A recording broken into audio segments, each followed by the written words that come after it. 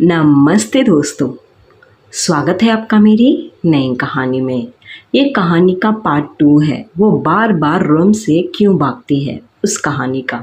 जब मुझे उस बहू का असली राज पता चला तो मेरी हंसी नहीं रुक रही थी और वो शर्म के मारे ज़मीन पर गड़ गई थी।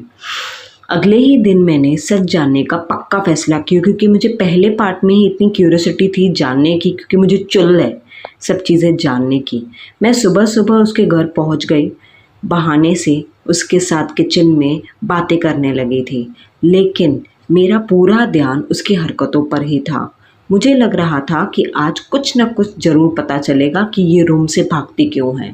तभी घर में कुछ मेहमान आ गए थे और बहू का चेहरा फिर से बदलने लगा था। वो चेंज होने लगी थी। मैंने देखा कि वो बार बार अपनी जगह बदल रहे थे, कभी इधर तो कभी उधर। कभी खिड़की के पास जाती थी तो कभी दरवाजे के पास जाती थी। मेरे सामने कॉन्स्टेंटली खड़ी नहीं रहती थी, जैसे वो किसी चीज़ को रोकने की कोशिश कर रही हो। अचानक वो उठकर बालकनी के पास चली गई, उसकी तरफ भागी। मैं भी हैरान हो गई थी, पर मैं धीरे धीरे उसके पीछे ही चली गई। इस बार मैंने सोचा कि मुझे पता लगाना ही है। चुल जो है मुझे सब चीज़ों का सच पता लगने का, जो कि सच है। देख कर रहूँगी। मेरा दिल क्यूरियोसिटी के बाहर जा चुका था। मैं तो वो ही रहता है ना कि पता तो चले है क्या। पहले तो मैं कुछ खाने बैठ गई थी कि थोड़ा खाती हूँ, उसके बाद फिर मैं भागी। जैसे ही मैं बालकनी के पास पहुँची और अंदर से एक आवाज़ आई, जैसे मुझे कल आई थी दरवाजे के बाहर से आवाज़। और फिर बहू ने इतनी ज़ोर से कहा, है राम, बोला कि मैं घबरा गई। मुझे लगा पता नहीं क्या होगा, उसको दर्द वर्द तो नहीं उठ गया। वो मुझे देखकर बिल्कुल जाम हो गई, एक ही जगह पे सन्नाटे से खड़ी हो गई। उसका चेहरा टमाटर की तरह लाल हो गया था। उससे मुझ पे गुस्सा तो आ ही रहा था कि बार बार ये मेरे पीछे क्यों आ रही है। कुछ सेकंड तक हम दोनों एक दूसरे को मस्त देखते ही रह रहे थे। फिर वो अचानक हंसने लगी थी और मैं समझ गई कि राज क्या था, क्योंकि वो हंसने लगी थी और मैंने जो आवाज़ सुना ना, उस आवाज़ से भी मैं समझ गई थी कि उसका राज क्या था। हम दोनों एक दूसरे को फिर हंसते ही रह रहे थे। वो जैसे एक ही जगह पे खड़ी हो गई थी। उसके बाद से होती हैं किसको किसको प्रॉब्लम्स।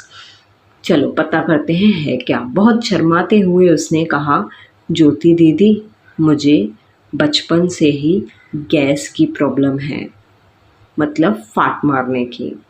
जब भी ज़्यादा लोगों के बीच बैठती हूँ मुझे डर लगता है, नर्वसनेस की वजह से कहीं से आवाज़ नहीं निकल जाए उसके लिए। इसलिए मैं बार बार रूम से बाहर भाग जाती हूँ। ये रीज़न था गैस का। उसकी बात सुनकर पहले तो मैं चुप रही, क्योंकि मैं हंस भी नहीं सकती ना ही कुछ कर सकती, बिकॉज उसकी वो प्रॉब्लम है। फिर मेरी ज़ोर से हंसी फाइनली निकल गई, क्योंकि वो खुद भी हंस रही थी और कुछ देर बाद वो खुद भी हंसने लगी थी।